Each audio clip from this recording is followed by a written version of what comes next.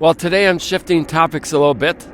I want to throw something your way. 51 billion, largest profit in 14 years. Record profit this quarter, April to June. Where do those numbers sound familiar? Oh, let me tell you. It's oil companies, some of the four largest oil companies in the world: Exxon, Shell, Chevron, Total Energies combined this last quarter earned a combined profit $51 billion. And guess what? That's double from the same quarter last year. BP recorded the largest profit in 14 years this last quarter. Shell had record profits April to June. So what's wrong with this picture?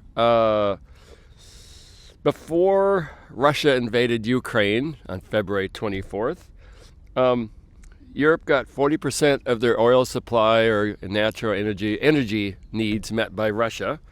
Russia supplied 10% of the world's energy supply, and the U.S. 3% of our oil came from Russia. Now you got this war. Russia invaded Ukraine on the 24th. And all of a sudden, oil companies' profits double. They're setting record profits, yet they're always crying foul that supply is tight and this and that and this and that and this and that. Let me just focus on the U.S. for a second. If 3% of our supply comes from Russia, how you doing?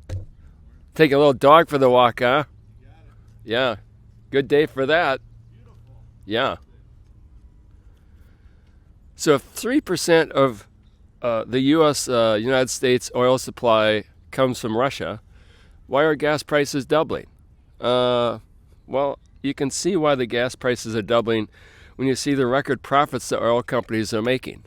I don't mind them making a profit, but they're hopping on a situation and screwing you and me type of thing. Their costs go up this much, and then they raise it this much. So that's what I take issue is, yeah, it's just outright greed.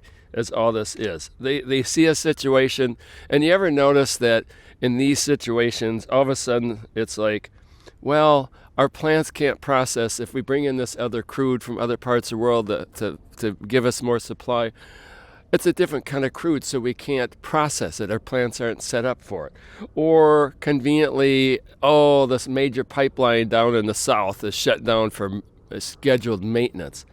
Or we had a fire over here in some building, or a transformer blew. It always seems to happen about this time. But what also happens this time is the greed gets out. So I don't know what they pay for, crude, 55-gallon barrel of crude. But all I know is if their costs go up this much, they hop on it, cry foul, play victim, and then their profits are this much. What can be done? Well, some countries have done windfall tax, but I tell you, I'm doing my part.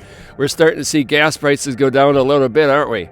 Well, I'm doing my part because I'm deliberately driving less. First of all, I have an old car. With gas prices being so high, I'm just like, you know what? I just don't need to drive as much. So part of that demand, there's many factors, travel, blah, blah, blah. People are done summer driving, whatever.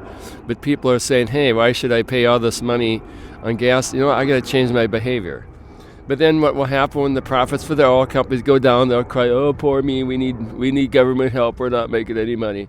But they always do this. It's just every time we're in these situations, the oil companies hop on these situations where their cost probably is affected this much, and they raise the price to you and me and everybody in between this much. It's just predatory. Predatory is the word I want. Anyways, I'm fighting back. I'm driving a little less. I want those oil prices to go down. It would be kind of nice if we could maybe restart North Dakota a little bit. I know there's an environmental thing there, but that might help. But yeah, they just hop on these situations type of thing and just play it and cry foul and play victim, and then they get these record profits and huge bonuses. So I don't know when that ends or if it will ever end. Maybe electric cars are the answer type of thing. And I'm not going to go, if electric cars take off and their profits fall like crazy, I'm not going to go, oh, boo-hoo for the poor oil companies. Hey, buddy, remember in 2022 when Russia invaded Ukraine and you just jacked the price on everything for us? Thanks a lot. payback time. Anyways, over and out.